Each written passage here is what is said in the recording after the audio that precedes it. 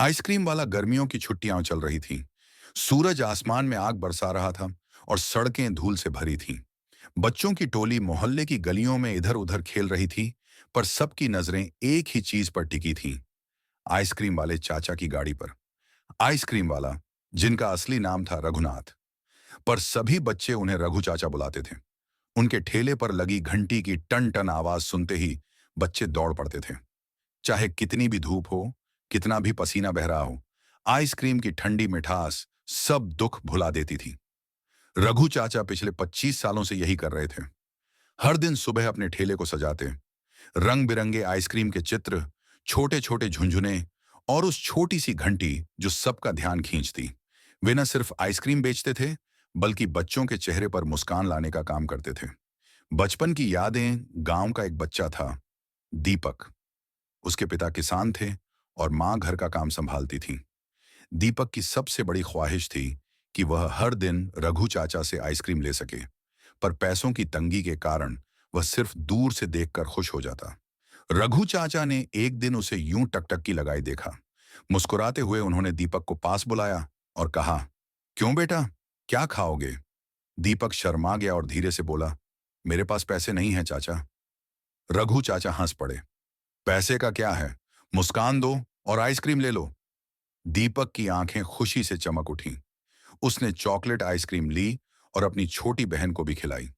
उस दिन से दीपक का दिल रघु चाचा के लिए सम्मान और प्यार से भर गया।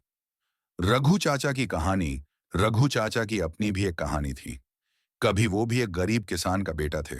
पढ़ाई का मौका न मिला, लेकिन मेहनत से उन्होंने एक पुरानी आइसक्रीम गाड़ी खरीदी और खुद आइसक्रीम बेचना शुरू किया। धीरे धीरे उन्होंने अपनी एक पहचान बना ली।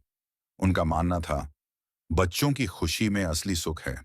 इसीलिए वे कभी कभी मुफ्त में आइसक्रीम बांट देते और त्योहारों पर छोटे छोटे उपहार भी देते। गांव के बच्चे उन्हें सिर्फ आइसक्रीम वाला नहीं, बल्कि खुशियों वाला चाचा मानते थे। एक दिन की घटना, एक दिन गांव में बिजली चली गई। इतनी गर्मी में बच्चे परेशान हो गए और सबसे बड़ा डर यह था कि आइसक्रीम पिघल जाएगी। रघु चाचा परेशान थे। उनके पास एक पुराना जनरेटर था, पर वह काम नहीं कर रहा था। तभी दीपक और उसके दोस्त दौड़ते हुए आए। चाचा, हम मदद करेंगे। सभी बच्चों ने मिलकर हाथ से आइसक्रीम के फ्रीजर के चारों तरफ बर्फ रखी। कुछ ने अपने घरों से बर्फ के टुकड़े लाए। घंटों की मेहनत के बाद आइसक्रीम पिघलने से बच गई। उस शाम रघु चाचा ने सब बच्चों को आइसक्रीम खिलाई और बोले, तुम लोग ही मेरे असली हीरो हो। समय का पहिया समय बीतता गया। दीपक बड़ा हो गया, शहर में पढ़ाई करने चला गया। कई सालों बाद जब वह गांव लौटा, तो देखा रघु चाचा अब बूढ़े हो गए थे, पर उनका ठेला आज भी वहीं था। दीपक ने चाचा को गले लगाया और कहा, चाचा, अब आपको आराम करना चाहिए। मैं आपकी दुकान के लिए एक छोटी सी आइसक्रीम शॉप खोल दूंगा। रघु चाचा की आंखों में आंसू थे, खुशी के आंसू। उन्होंने कभी सोचा नहीं था कि उनकी छोटी सी सेवा को कोई यूं याद रखेगा।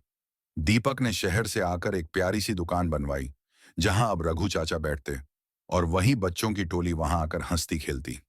कहानी की सीख, आइसक्रीम वाला सिर्फ आइसक्रीम बेचने वाला नहीं होता। वह बच्चों की हंसी, गर्मियों की राहत और दिलों की मिठास का दूसरा नाम होता है। रघु चाचा की कहानी हमें सिखाती है कि पैसे से बड़ी चीज होती है दिल की अच्छाई। दीपक और उसके दोस्तों की मदद ने साबित किया कि सच्ची दोस्ती और आभार हमेशा लौट कर आता है। गांव के लोग आज भी रघु चाचा को याद करते हैं और उनकी दुकान पर लगी घंटी की टन टन आवाज सुनते ही मुस्कुरा उठते हैं।